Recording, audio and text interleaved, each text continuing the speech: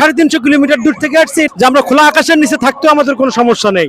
আগামীকাল সকাল 11টায় প্রায় 2 যুগ পরে আগামীর প্রধানমন্ত্রী তারেক রহমান বাংলাদেশে ফিরবেন, যে কারণে বর্তমানে 300 ফিটে তাকে দেখার জন্য বা তার প্রথম বক্তব্য শোনার জন্য দীর্ঘদিন পরে বাংলাদেশে আসার পরে তার প্রথম বক্তব্য শোনার জন্য এখানে হাজার হাজার নেতাকর্মী এখানে জড়ো হয়েছে।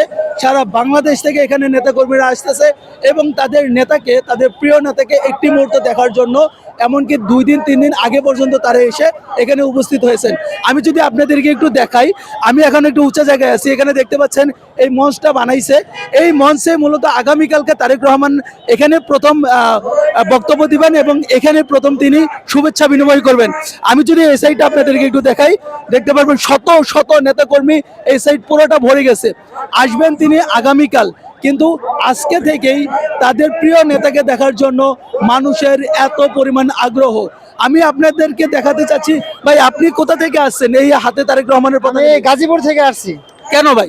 আমি আমার নেতা দীর্ঘ 17 বছর পর এদেশে আসতেছে, এই আনন্দে আমরা গাজীপুরবাসী সবাই চলে আসছি আমার নেতাকে দেখার জন্য। আমরা ইনশাল্লাহ নেতাকে দেখে নেতার সাথে সাক্ষাৎ করে তারপরে আমি ইনশাল্লাহ।